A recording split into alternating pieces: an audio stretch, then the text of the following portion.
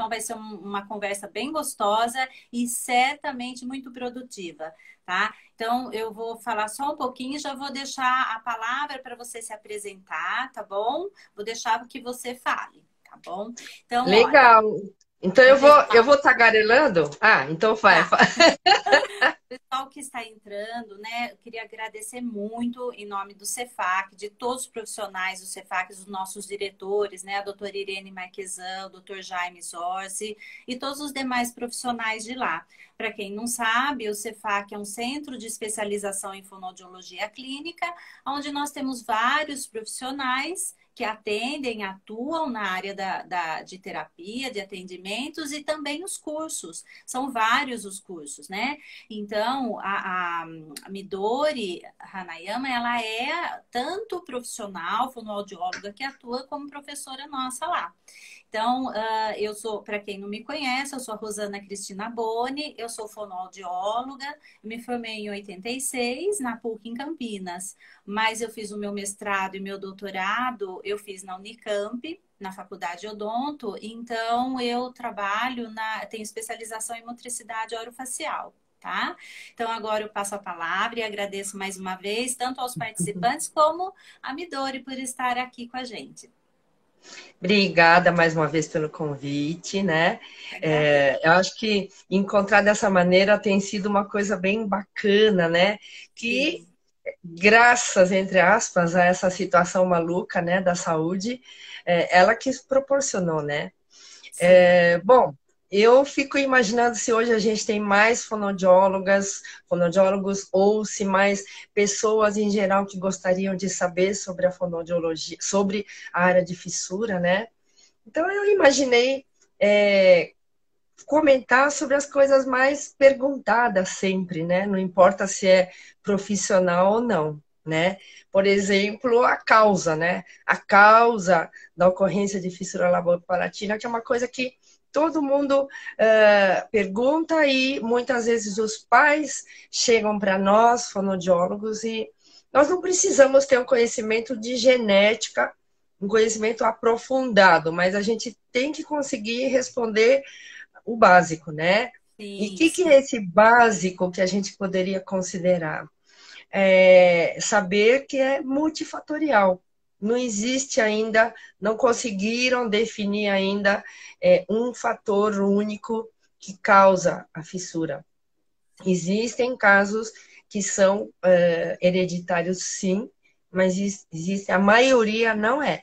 Então, hoje a literatura define como algo que tem várias causas. Então, quando os pais nos perguntam, é importante nós conseguirmos explicar que não se sabe uma causa sozinha. Por exemplo, teve um problema da mãe durante a gravidez, teve alguma coisa que aconteceu onde ela mora, ou teve alguma coisa, algo que ela ingeriu ou que ela não ingeriu.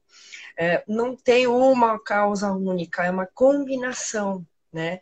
Então, isso acaba sendo importante porque muitas vezes os nossos pacientes não chegam a ir até um geneticista, né? Para pesquisar. Então, nós precisamos conseguir responder isso, né? Sem Então, dúvida. isso é uma coisa que todo mundo pergunta, né?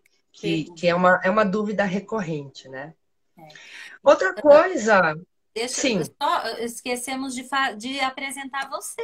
Eu passei para você. Ah, mas Olha, vocês não sabem, mas a Midori, ela é especialista em fissura lábio-palatina. Ela fez em Kyoto, no Japão.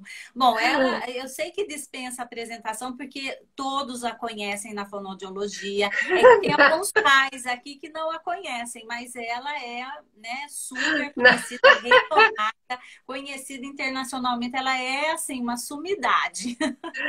não, eu tenho muitas colegas que estão no caminho acadêmico, que estão tendo, né, a possibilidade, estão nos brindando com muitas pesquisas, né? Eu acabei não me aprofundando tanto nas pesquisas que eu comecei lá no Japão, que eu gostava muito, mas assim, o destino da minha vida me trouxe mais para a clínica mesmo, né? E para o ensino, né? Claro que eu ensino baseado em evidências, né? baseado nos estudos, mas de eu executar muitas pesquisas, eu acabei não fazendo tanto, é mais as minhas colegas de Bauru que estão fazendo e bastante, né? Sim, lá é uma referência, né? Sim. Sim, muito. Então, eu gosto muito de estar em contato com ela sempre, para podermos nos, assim, trocar as mágoas, né? Assim, como é que eu faço com tal coisa, né? Sim. E então, eu realmente, essa parte de ensino é uma coisa que eu sempre gostei demais, né? Então, no Cefac, eu comecei há muito tempo, né? Então, e dentro da fissura laparotina. Então, é algo que eu falo assim, ai meu Deus do céu, né? Não dá para nem para falar quanto tempo que eu comecei. Mas eu acho que o Cefac é onde eu tive a possibilidade de fazer uma coisa que eu gosto muito, que é ensinar, né? Sim, sem E dúvida. é o que eu Ensina aprendi muito bem. basicamente lá na Universidade de Kyoto, que eu aprendi. É, muito legal. E lá também, assim como no mundo inteiro, o que a gente percebe, né? Que todo mundo tem as mesmas dúvidas, né? Sim. Então, Eu, dúvida em relação a... Pois isso, não. dá licença só um pouquinho. Olha, estão perguntando aqui. Olha, tem várias pessoas aqui conhecidas, amigas. Eu quero agradecer a todas, mas sumiu aqui a pergunta de uma pessoa. Ué, Aham. sumiu a pergunta, mas ela, eu não consegui pegar o nome. Ela perguntou que você vai falar a respeito da alimentação. Você já falou em relação a causas, né? E aí o que acontece? Se a criança tem uma fissura lábio-palatino, tem uma comunicação, o palato comprometido, comunicação da cavidade oral com cavidade nasal. Então aí surge essa dúvida. E aí, quando a criança nasce? Como é feita, como é orientada essa alimentação? Então, tem uma pessoa aqui que realmente está perguntando em relação a isso. Sim, essa é uma dúvida importante e também muito frequente, né? O que a gente poderia dizer? Quando a criança nasce com a fissura só do lábio, não há problema nenhum. O problema é justamente quando a fissura é no palato, né? Então, até muito tempo atrás, eu acho que nós fonoaudiólogos ficávamos muito pressionando demais as mães a tentarem o aleitamento materno, né? Mas hoje nós sabemos que é bobagem insistir no aleitamento materno, sendo que a mãe já está num estado muito tenso, de muita cobrança de conseguir algo. Então, juntando essa cobrança com a impossibilidade de formar a pressão intraoral, então não é muito indicado que a gente force muito esse aleitamento materno, né? Há casos em que isso é possível? Sim. Então, podemos nós, como profissionais, sugerir, vamos tentar, vamos experimentar, mas sem colocar a mãe na parede. Pressão. Nós temos que conseguir. Não, não. Você Nós não falou uma, estamos mais fazendo isso. você falou uma coisa importante. Pensa só, a mãe recebe a criança, está com uma criança com uma alteração, né, física, que a mãe, o impacto, quando a mãe olha para aquela criança que ela esperava que não tivesse alteração nenhuma, então muitas mães precisam, por isso que elas fazem o acompanhamento com psicólogos e tudo, porque ela precisa a aceitação daquele filho. Para amamentar, a gente sabe o quanto é importante, não adianta simplesmente colocar aquele bebê. A amamentação é um ato de amor. Se ela tem uma alteração, a Exatamente. mãe, ela ainda não conseguiu assimilar que a criança nasceu, que ela E está com ainda essa tem que alteração. conseguir amamentar, né? E, então, é uma cobrança, é o que você falou. Se possível, ótimo, né? Eu faço consultoria de aleitamento e, assim, em primeiro a gente tenta isso, mas tem situações, como você falou, que não é possível, né? Então, a gente tem que respeitar a mãe, a vontade da mãe. Então, nós vamos orientar, mas não sem como você falou, sem aquela cobrança, sem aquele peso em cima da mãe, né? Eu Porque é lembro um que há momento. muito tempo atrás era Exato, muito, antes nós era assim. cobrávamos demais, né? Sim, é um momento de muita fragilidade para a mãe, né? Então, Sim, desculpe muito. interrompê-la. Não imagina. E com relação a, então, ao aleitamento artificial, no caso, né, com Aham. mamadeira, como que fica isso? O que que nós identificamos aqui na capital, em São Paulo? Algo paradoxal. Em hospitais de ponta, tá? De grife, pelo fato de não existir protocolo, eu acabei vivenciando muitos casos de sobretratamento. O que que é isso? É quando trata demais, entrando com sonda. A equipe não sabe o que fazer e aí mantém a criança por mais tempo internada por causa disto, da falta de protocolo e falta de conhecimento da equipe, né? Olha, a E, Roberta, pois não.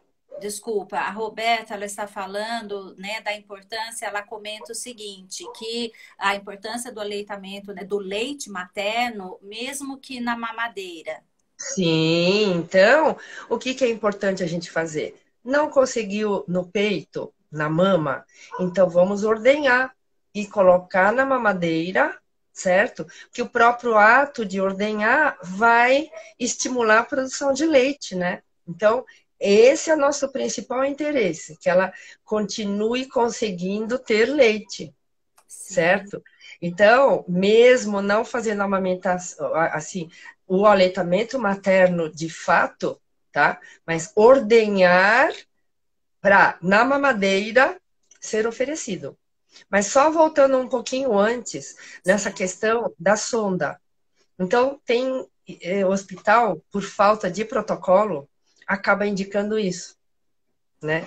Mas os hospitais da rede pública que acabam tendo um mecanismo de fluxo, tá? Um protocolo para encaminhamento para hospitais de referência. Então, esses hospitais acabam tendo um protocolo.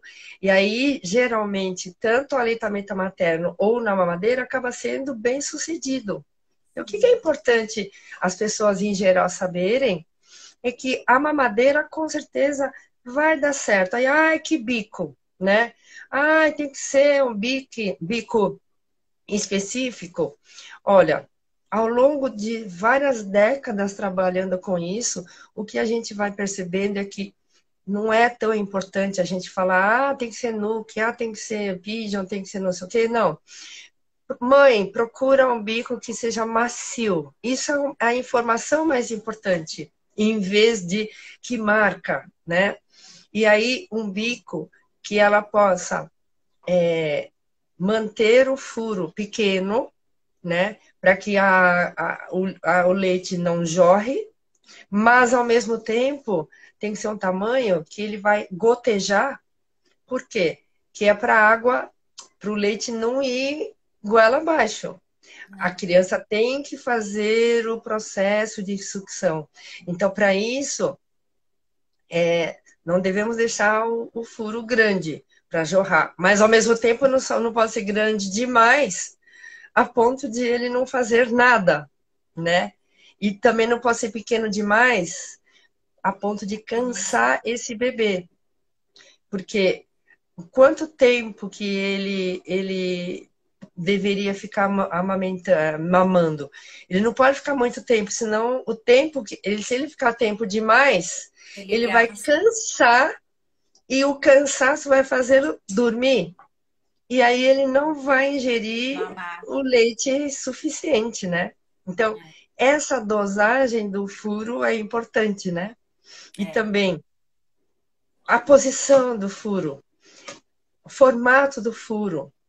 Isso, cada literatura, cada fono tem uma opinião. Mas hoje eu digo, o que eu gostaria de dizer hoje nesse nosso encontro é que eu não gosto de fórmula pronta. Eu acho que tem uma coisa que é melhor para aquele par de mãe com bebê. Aquele par onde eles se entendem melhor. Isso eu acho que é o mais importante. E não o que a gente vai impor. Ah, Isso. é melhor colocar o furo para cima, onde está a fissura. Não, é melhor colocar na face para a língua? Qual será que é melhor? Ai, será que é melhor em cruz? Olha, hoje eu vejo que chega a ser uma perda de tempo da gente ficar muito, né? Eu gostaria de, nós, por causa da situação aqui na capital, nós eu e mais algumas fonos de São Paulo, tá? E mais o pessoal de Bauru, levamos anos, na verdade, para fazer um documento tão curto, mas sobre administração alimentar para recém-nascidos. Então, quem quiser receber, né, obter este documento, gostaria que me escrevesse no direct, aqui no Instagram mesmo, né? Que eu terei maior prazer em mandar, né? Para que elas tenham acesso a esse documento que muitas fonos, tá? Todas colegas que têm muita experiência em aleitamento, né? Nessa administração alimentar logo ao recém-nascido, né?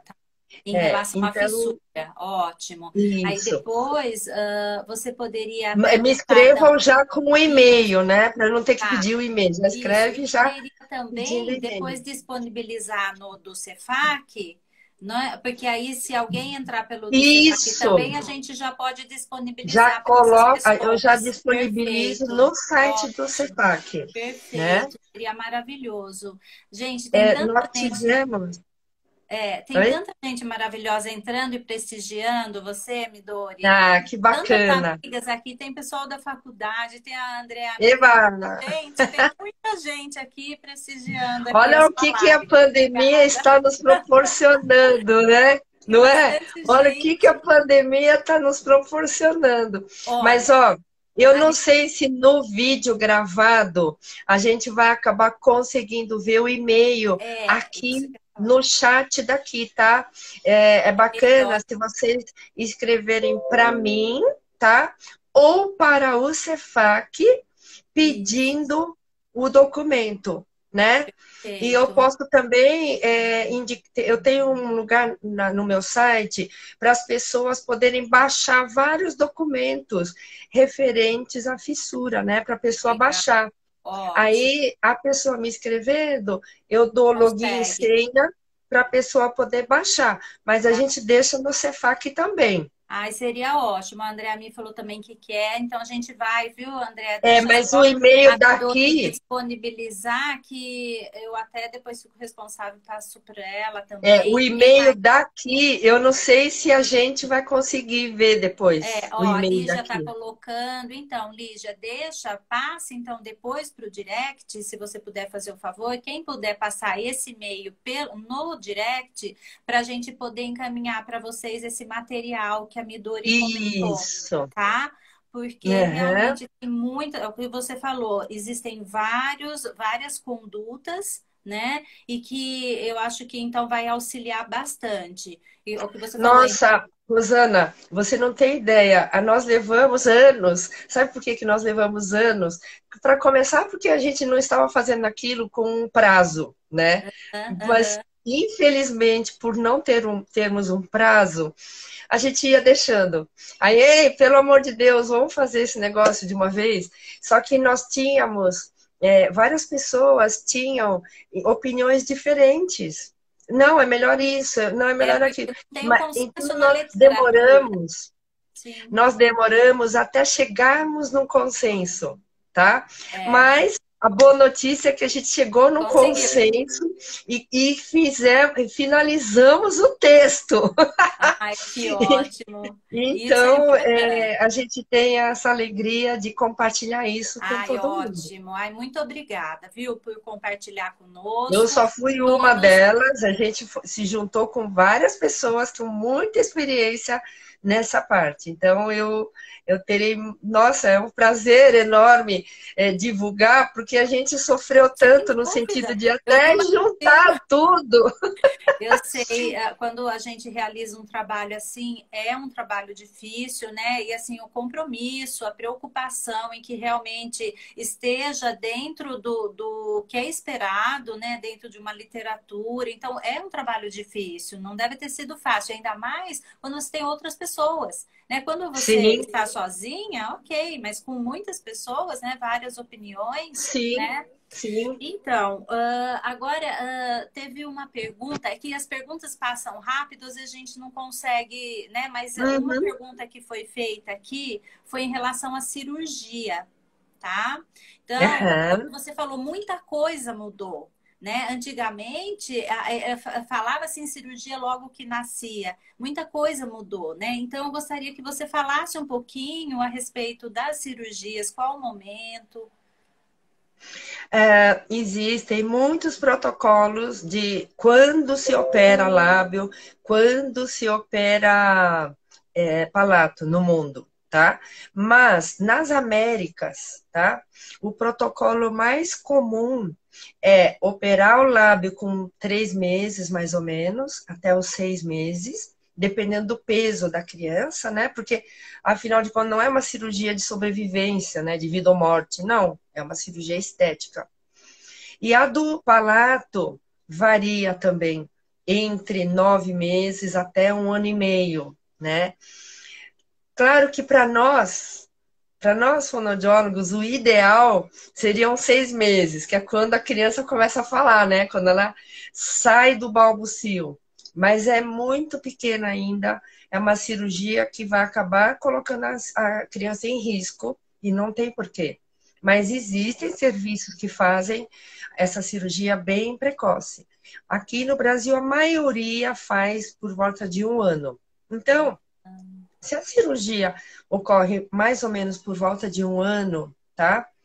Então, a seguinte pergunta é: quando que a terapia tem que começar, né?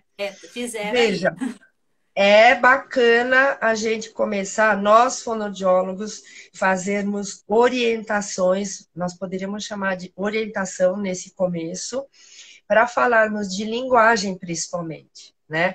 Muitos pais acham que pelo fato da criança ter nascido com a fissura, ela não vai desenvolver a linguagem direito, então acabam É, não não interagindo adequadamente com essas crianças. Então, sim. a primeira mensagem que a gente tem que passar durante essas orientações é, para que se converse bastante com essa criança, né? E existem pesquisas que dizem que pedir para essa criança falar muito, ficar repetindo, não é bom. Como assim? Por que não? Né? Eu digo que é mais importante a gente falar com essa criança, para que ela ouça bastante a gente, do que pedir para ela falar. Por quê? Porque nessa época em que ela acabou de ser operada, o palato não está pronto ainda. Ele leva pelo menos 6 meses para que a musculatura fique pronta para ela usar. Só que se os pais cobrarem demais para ela repetir, fala obrigado, fala bom dia, né? Aham. Ficar cobrando demais, o que, que vai acontecer? O palato não está pronto ainda.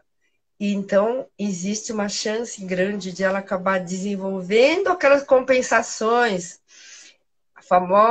o famoso golpe de glote e outras coisas, porque não está pronto ainda. Sim. Então, existem vários trabalhos que falam, várias pesquisas interessantes, não vou ficar falando das pesquisas hoje, mas que mostram que quanto mais os pais ficam forçando muito essa criança a ficar falando por nada, sabe? Fala isso, fala aquilo outro. Como é que chama isso? Que cor que é aquilo, sabe? Não é uma comunicação efetiva, né? Não é uma comunicação verdadeira que Sim. ela quis falar. O que Aham. a criança quis falar, óbvio que é para ela falar, óbvio, né? Isso, nós não vamos segurar a boquinha dela, não. Mas somente ficar pedindo para ela repetir, só por repetir, então no começo é importante nós orientarmos em sessões de orientação, né? Mas chegou 1 ano e meio, 2, quando a criança já está começando a querer falar mais, a gente já pode começar com um trabalho precoce, sim. Quanto mais precocemente a gente começar uma terapia mesmo, que aí já não é mais orientação, né? É terapia.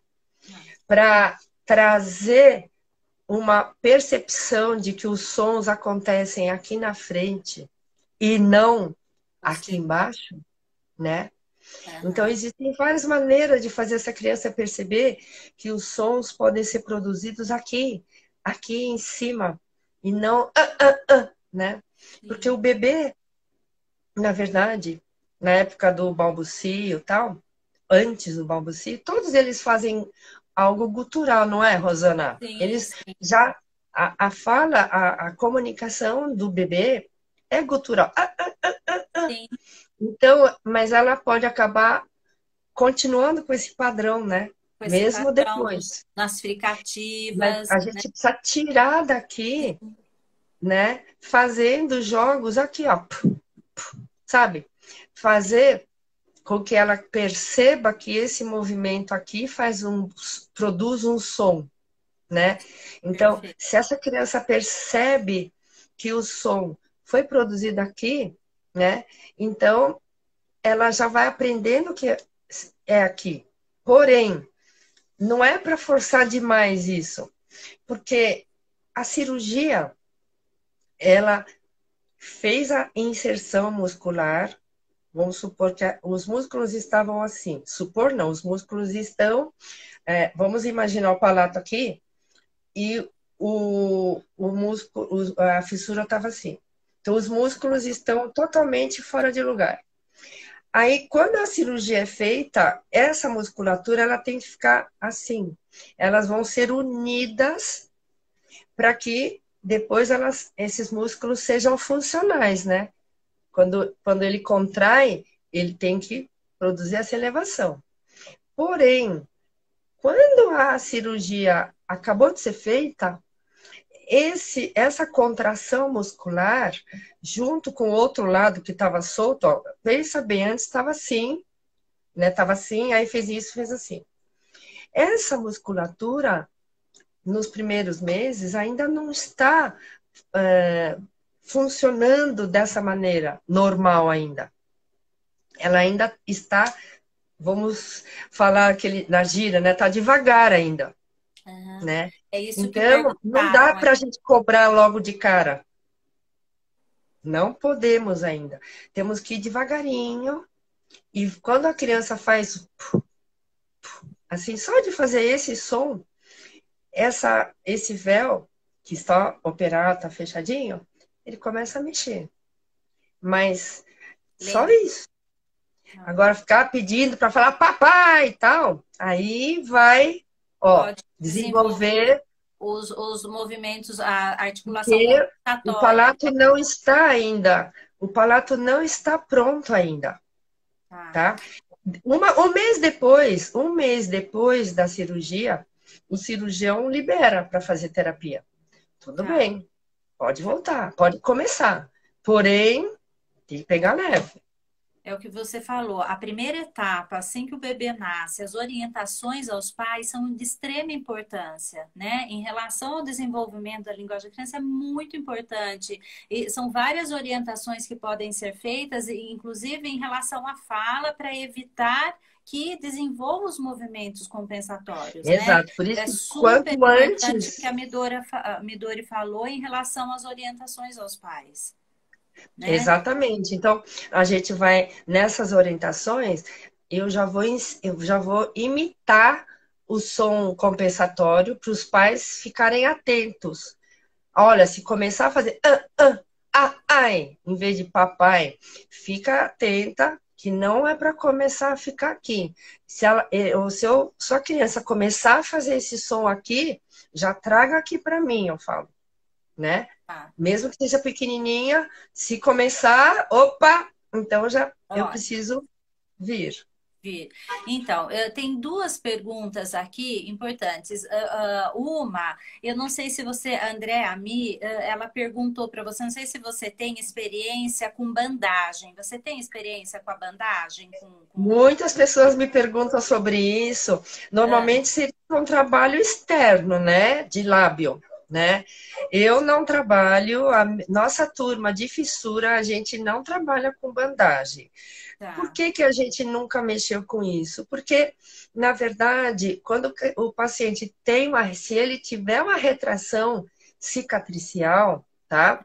Não temos praticamente nada a fazer, porque o que a criança tem, o paciente tem que fazer é uma revisão cirúrgica, porque o cirurgião fez errado a cirurgia, né? O que nós fonoaudiólogos podemos fazer no lábio é a massagem no nível epitelial no pós-cirúrgico, com creminho, tá? Com pomada deslizante para melhorar a cicatriz. tá. Mas nós, fonoaudiólogos, não temos a possibilidade de melhorar a mobilidade do músculo orbicular, porque se ele foi reconstruído da maneira inadequada, não é nosso procedimento que vai melhorar. Tá. Eu não tenho experiência, mas a Andréa Mi, ela tem, né? Então, de repente, numa oportunidade, ela poderia falar um pouquinho para a gente sobre. Claro, Eu não tenho a experiência, então por isso eu também, né, não poderia estar quando eu dizendo. Eu sei que conheci, ela tem os resultados ótimos, sabe, em várias áreas, mas eu realmente desconheço. Então, não. em fissura, nós, pelo menos da área da fissura, a Tá, gente não tem preconizado, né? tá, Por exemplo, se a criança teve, por outros motivos que não da fissura, né? Que não necessariamente da fissura, tem a alteração de tonicidade, né? E que ela precisa fazer um trabalho oromotor, ué, aí podemos entrar com isso, mas não é por causa da fissura. Aí ela foi respirador oral, aí são outras coisas, outras complicações associadas. etiologias que se juntaram, mas que não tem nada a ver com a fissura, Tá, né? perfeito. Olha, tem tantas perguntas, vou tentando fazer algumas aqui. Eu acho, em relação a como vão perguntar de pacientes operados somente adulto, eu acho que vale a pena diferenciar para o pessoal a insuficiência da incompetência velofaríngea. Eu acho que daí, se fizer essa diferenciação, eles vão entender um pouquinho mais. Porque para daí você poder falar um pouquinho desse caso de uma fissura operado somente adulto, né? Como ela está perguntando como vai ser o prognóstico. Então, você poderia falar, só diferenciar assim, bem Uhum. basicamente? Antes, falando do prognóstico, porque assim, como eu sou voluntária numa ONG, né, onde a gente acaba acompanhando cirurgias bem tardias, né, quando a gente vai nos rincões assim do nosso país, a gente ainda tem muitos casos de adultos, né, que são operados Ah, tardiamente. Se adulto é tardiamente, óbvio. Então, assim, quanto mais tardio, né? Quanto mais depois da época ótima, que seria em torno de um ano, né? Então, quanto mais passa o tempo, pior é o prognóstico, né? Pior é o prognóstico. Porém, o que que a gente vê que é o que eu sempre chamo de milagre na natureza, né? Nessas missões assistenciais, eu tenho visto muitos casos de pacientes que, mesmo com o palato aberto, conseguem produzir uma fala muito boa, sem compensações, inclusive, sabe? ah, Então, quando a gente vê casos assim, e a gente não tem vaga para todo mundo para operar, então a minha função como fonoaudióloga é apontar, olha, esse paciente aqui, ele vai ter eu tenho uma expectativa de que ele vai ter um resultado muito bom. Então vamos dar vaga para ele, né? Então assim, existem as exceções, tá? Mas basicamente, quanto mais tardio, pior. Agora, com relação à diferença entre insuficiência e incompetência, o que eu gostaria de falar que é uma coisa que, olha, essa pergunta eu diria que é a campeã de Exato. frequent, frequently asked question, né? O FAQ, essa é a pergunta. Porém, o que eu tenho a dizer para todo mundo? Essa divisão, eu acho que é a que mais todo mundo aprende na escola, na faculdade. Ah, eu não aprendi nada de fissura na faculdade, mas aprendeu isso, né? Porém, o que eu tenho a dizer para vocês todos? É uma divisão que é muito didática. Primeiro, vamos explicar o que quer dizer cada um. Então, insuficiência velofaringe, a gente define como, olha, aqui está a parede posterior da faringe e aqui o palato, né? Então, se esse palato é curto e por isso ele não consegue fechar, porque ele é curto, a gente chama isso de insuficiência, porque falta músculo, né? Falta tecido. Agora, ele não é insuficiente, ele tem músculo, porém, ele é preguiçoso, não mexe quase, não mexe muito. Então, isso, por definição de bibliografia, seria a incompetência. Porém, o que eu sempre falo nas nossas aulas do Cefac? Nesses anos todos, né? Então, os nossos alunos do Cefac já sabem. Incompetência velofaríngea pura, os nossos pacientes de fissura não têm. Quem tem só uma incompetência são os casos neurológicos. Então, se você tiver um caso de fissura que tem uma síndrome, ou ele tem uma outra síndrome, ou um quadro neurológico, tá? Então, a gente pode dizer que ele tem uma incompetência velofaríngea. Mas então, e aí, Midori, a gente chama como, né? Então, já há várias décadas, o pessoal tem preconizado chamar de disfunção velofaríngea. Porque daí não está falando se é um ou outro, não importa qual que é, né? Mas o que é que afinal importa se não é essa dupla, né? Essa dicotomia aí, tá?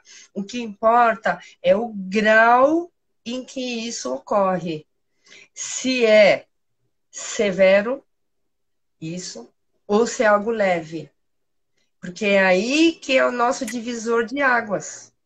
Então, se é leve no nosso protocolo de avaliação, no nosso, eu digo, da nossa área de quem mexe com fissura, né? Então, a gente tem indicação de fazer terapia. Mas quando você tem um quadro de disfunção velofaríngea severo, aí, geralmente, então é um caso cirúrgico. Agora, independentemente de qualquer coisa, de como que está essa função velofaríngea, nós, da fonoaudiologia, temos que observar se o paciente tem ou não alteração articulatória. Se ele tem alteração articulatória, tem que fazer terapia, acabou. Entende? Tem alteração articular, tem que fazer. Porém, tem alteração que não adianta fazer terapia. E aí? Como é que a gente vai saber? Isso tá? que... Isso que é uma coisa que eu gostaria de comentar, né? Assim, isso eu ia perguntar. qual tipo, né? Qual é o tipo que tem indicação, qual é o tipo que não tem indicação. Isso. Tá? Acho que isso é uma coisa importante para todo mundo saber, tá? Independentemente se é incompetência, insuficiência, que isso daí não é isso o nosso divisor de águas. Eu acho que se vocês, todo mundo, forem dormir hoje sabendo que não é essa dualidade que importa, e sim para nós fonoaudiólogos, tá? Agora, a gente está lá com o cirurgião. Cirurgião, isso, para para discutir. cirurgia. Então, não é só ouvindo o paciente que nós vamos saber. Não é só ouvindo. A gente precisa juntar várias informações, né? Então, só para continuar assim, tá conversando com o cirurgião olha para você, e aí, só fazer terapia ou precisa fazer cirurgia? Que é a famosa pergunta, né? Não é? Isso. Então, se você, fonoaudiólogo, percebe que escapa muito ar e já não tem nenhuma compensação articulatória, os sons estão saindo fracos. Em vez de papai, tá saindo papai, tá fraco. Ou tá saindo muito, tá escapando, ó, tá escapando, tá fraco, tá? Então, você tem quase certeza de que a função velofaríngea não está boa e você tem praticamente certeza de que precisa ser operado. Então, essa alteração articulatória de estar fraco, tá? Não tem indicação de cirurgia. Tá. Não adianta você ficar batendo o pé, treinando para que ele fique mais forte, porque não vai ficar mais forte, né? Tá. Ah, mas então a gente não tem o que fazer? Não, temos muita coisa para fazer. Se esse paciente tiver com golpe de glote, tiver com fricativa faríngea, que é aquela alteração de fazer, em vez de falar sapo, sai algo como rapo, sai no fundo da garganta, ou sai sapo, que sai no nariz, sai assim, ó, sapo, né? Sai um som que é produzido no nariz, que é diferente de somente escapar o ar pelo nariz. É diferente. Então, nas nossas aulas, a gente acaba treinando, né, para saber bem a distinção entre um e outro, porque é difícil, né? Quem nunca trabalhou com isso fica com dificuldade. Ai, isso daí tá na faringe, ou tá no nariz, ou é só um escape de ar, ele tá fazendo direitinho na língua, mas está escapando, né? Então, muitas vezes é difícil de distinguir, mas não está sendo produzido na língua o S. O S que tem que ser produzido na língua, né? Isso me remete ao fato de que para trabalhar com qualquer área, a gente tem que saber fonética, né? Sim. O que eu tenho notado em todas as nossas classes do Cefac é que o pessoal está muito cru em fonética, precisa estudar muito fonética, só para saber o básico, né? Para fazer altas coisas complexas, não. Mas o S, onde que tem que ser produzido o S, né? Todo mundo aí, tenta fazer o S. Tá na língua. Mas se em vez da língua estiver sendo produzido no nariz, ou a língua tá parada, mas o som tá saindo, então tá na faringe. Se a língua tá parada, mas você tá ouvindo um som de S, meio que parece um S, a língua tá parada. Ué, ou é porque tá na faringe, ou é porque tá na língua, então no nariz, tá em outro lugar, né? Tá no lugar certo. Então, essas coisas malucas que a gente tem em fissura, né? Coisa maluca mesmo, que são as articulações compensatórias, essas não importa o que o cirurgião disser, ele pode plantar bananeiro, o que for. Mas essas a gente tem que corrigir. Sim. Então, golpe de glote, tudo isso aí a gente tem que corrigir. Agora, tá só assim, tá fraco. Aí não é com a gente. Então, essa é uma dica super importante, Midori, porque o que acontece? Muitas pessoas ficam preocupadas porque não estão em grandes centros, às vezes estão em cidades pequenas, em locais distantes que não têm recursos, né? Hoje a gente sabe, tem vários recursos para fazer uma avaliação, tanto objetiva, direta, indireta, tem vários recursos, mas essas pessoas não têm. Só nos grandes centros. Então, Aí, o que você está orientando, ela vai saber como fazer, né, no seu consultório, como que ela pode perceber isso, sem ter, né, à mão esses recursos para avaliar. a dica que, assim, ao menos pelo meu ponto de vista, né? Tipo, se eu não soubesse de nada, né? Vamos supor que eu sou recém-formada, não sei de nada, e que eu gostaria de receber, tá? De quem trabalha com isso, é o que eu tenho falado em todo lugar. tá? Nesses encontros que eu tenho feito. Assim, o que eu mais não tenho deixado de falar, que é a minha dica, é o seguinte: você está lá com o seu paciente, e aí ele está lá, tá lá fraco, tá? Aí você pede para tampar o nariz, tá? Se tampou o nariz e ele melhora, então, ó, ele tá lá. Tampou. Pipa. O que quer dizer isso? O que quer dizer? Qual é o significado de se eu tampar o nariz, o paciente consegue falar melhor? Ele fala que é muito mais fácil de fazer esses sons de pressão, né? P, T, Q, F, F, C, C. Uhum. Então, se eu tampo e melhora, gente, o que significa isso? Vamos pensar um pouquinho antes de eu falar. Se eu tampo e melhora, tá? Significa, gente, que o ar está escapando, que o véu não está tampando direito, como deveria, tá? O ar está indo embora. Mas quando a gente tampa, pelo menos naquele momento, não escapa. Então, você não precisa fazer uma nasofibroscopia para você saber que está escapando. Ah, mas é insuficiência ou incompetência? Não importa. Não importa. Então, essa pergunta vocês podem, inclusive, esquecer. Mas vocês têm que lembrar como está a função venofaríngea. Entendeu? Então, está escapando bastante ou não? É isso que importa. Né? Então, isso é o que eu mais tenho falado, no negócio de tampar ou não, porque é o que faz qualquer pessoa tem a possibilidade de fazer isso. Ah, mas tem agora, só que tem um problema, viu, Rosana? A nossa vida não é tão simples assim. Sabe por quê? Porque tem caso que mesmo tampando não melhora, continua ruim. Então, tá? E aí, né? Tampa, mas continua ruim. Por que será? Galera, eu não tenho resposta. Eu já lancei essa pergunta num congresso recente. Não temos a resposta ainda. Ninguém tem essa resposta, sabe? Porque, teoricamente, tampando...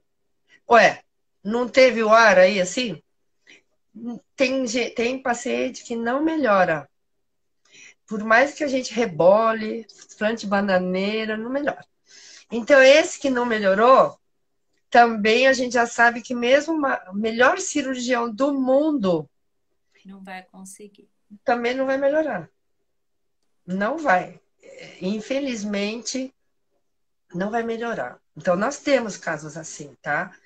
Nós temos casos assim, então a gente também tem que conseguir, é importante a gente conseguir considerar o limite, né, morfofuncional, né?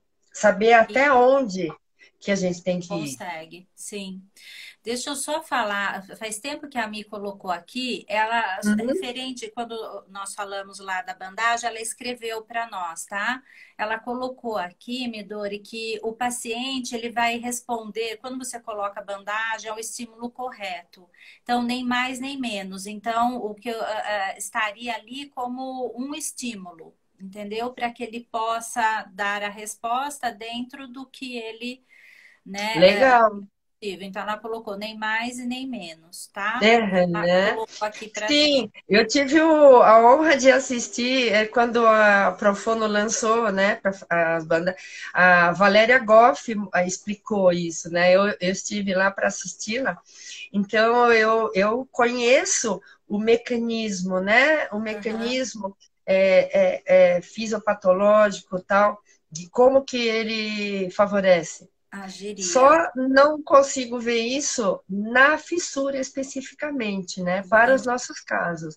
Mas eu acho que tudo é válido, né? É bem bacana a Todos gente os ir recursos, né, buscando. que forem possíveis, Sim, né? Hoje em dia usando, tem o pessoal usando eletroestimulação, usando sim, laser, uma série de recursos que hoje em dia, né, nós temos aí, sim. enfim, né? Mas a essência, né, conhecer, ter esse conhecimento que você está passando é de extrema importância. Você saber, como você já falou aqui, para quem chegou depois, que você já falou em relação às causas, né? Cirurgias, como alimentar essa criança, qual o momento em que deve ser feita a intervenção, né? E aqueles casos em que não melhoram, que já está fazendo um tempão. Fala um pouquinho para a gente desses casos, faz favor. Aham. Olha Deixa eu só. olha, nós temos uns 8 minutinhos, tá? Quando faltar 2 minutos, Nossa, aviso. Passou, voou nosso tempo, né? Então, vixe outra live Maria. eu não consegui agradecer. Então, antes de você falar, porque daí pode ser que você já fale e encerre, eu gostaria de agradecer imensamente a todos que estão aqui nos assistindo e a você, mais uma vez, por, né, nos Eu prestigiar aí com seus agradeço toda essa conhecimentos. turma aí que está aí. Então, na área da fissura, uma coisa que eu particularmente gosto, porque eu trabalho na área de voz também, na área de fala em geral, né? Eu gosto da área de fissura porque eu fazendo a coisa certa, cada sessão já é uma depois da outra. É um passo na frente. Eu não fico muita sessão parada num nível. Eu sempre estou indo para frente, sempre. Então, assim, se você começar a não ir para frente, você tem que pensar, estou fazendo a coisa errada, né? E em que sentido que eu estou fazendo a coisa errada? Isso também é uma coisa que eu sempre tenho falado, que é sempre a gente que está fazendo errado. Não é a mãe, porque a mãe, se ela não está fazendo, é porque a gente orientou errado também, Errado, exato. né? Sim, Se a mãe não aderiu, ou o paciente não aderiu, nós que não fizemos com que ele aderisse, né? perfeito. Então, primeira coisa é temos que rever a estratégia que a gente está usando, né? Porque isso que eu gostaria que todo mundo soubesse. Em fissura, enquanto não depende da parte morfofuncional, né? Se é só uma questão de que ele aprendeu errado e a gente está consertando, tá? Cada sessão você tem que subir um degrau. Tem que ir. Tem que ir. Algum lance tem que ir, né? Se não estiver indo, então é hora de fazer exame, talvez, né? Dependendo da idade. A partir dos 5, 6 anos, é hora de fazer exame para ver se não é isso que está ruim, né? Rever as suas estratégias. Eu tenho preconizado o uso do método comportamental para esses casos de fissura, porque a gente tem que conseguir muita repetição, muita performance. Então, o método comportamental, ele veio para o Brasil por causa da área de autismo, mas em fissura isso é necessário muitas vezes, mesmo que a criança seja muito colaboradora. Porque mesmo em qualquer idade, se a gente precisa conseguir muitas repetições, ela vai falar, não, é legal fazer alguma coisa para ter uma motivação, para ter uma meta, né? Sim. Então, parou, então, hora de trocar ideia com alguém, hora de trocar ideia com o cirurgião, hora de fazer exame, né? Então, o que eu gostaria de oferecer da minha parte, quem quiser, escreva no meu direct ou para o Cefac, os dois canais, à vontade, põe um e-mail que eu vou dar acesso na minha webpage, de onde vocês vão poder baixar vários protocolos, vários questionários de inteligibilidade que eu tenho usado ultimamente nos meus casos, né? Então vocês podem baixar o que não quiser, baixa o que quiser, não baixa o que não quiser, né? Eu Perfeito. acho que quanto mais o pessoal conseguir ver o que deve ser avaliado, o que a gente pode seguir, melhor, né? Sem dúvida, sem dúvida. Muito bem. Então, gostaria que você deixasse, né, mais um recadinho aí para o pessoal, que quem está começando a trabalhar com fissura, você já falou bastante, né? Já deu várias dicas, o que que eles podem fazer, o que que, O que eu né? também Mas gostaria de fechar só tem é 2 minutinhos. em fissura para melhorar a fala, não adianta fazer mioterapia, não, motricidade oral não é o caminho, é terapia articulatória. Laser terapia, bandagem, tudo isso daí é muito bom para um monte de coisa, mas a fala não vai mudar. A fala do paciente com fissura não vai mudar uma vírgula, como diz uma mãe, né? Uma mãe falou, o doutora não mudou uma vírgula, porque a mulher, a fono, ficou fazendo um monte de coisa, entendeu? Mas não é, é treino articulatório que a gente tem que conseguir fazer desde da colocação ali do som até consolidar no fonológico, no léxico, no semântico, no todo, né? Para a pessoa conseguir, para o paciente conseguir falar usando todos esses sons aprendidos, né? Então, todos esses procedimentos são muito bons para muitas áreas, mas para o paciente, nosso paciente falar bem é exercício articulatório. Acho Perfeito. que essa se eu tivesse, sabe, conversa de elevador, tô no elevador, tem que falar tudo, eu falaria isso. Isso. É porque a base, né, a base da terapia com fissura são os distúrbios articulatórios, né? É isso que tem que ser trabalhado. Falou Nada de perfeitamente. respiração, entendeu? Mastigação, deglutição, não. Tem que ir direto na fala. Distúrbio articulatório, perfeito. Mais uma vez, né, Midori, muito obrigada por você ter aceito. Obrigada a todos que estão aqui nos prestigiando você, que é uma pessoa brilhante. Muito obrigada, viu? E muito obrigada a todos. Adorei. Até uma Então, próxima.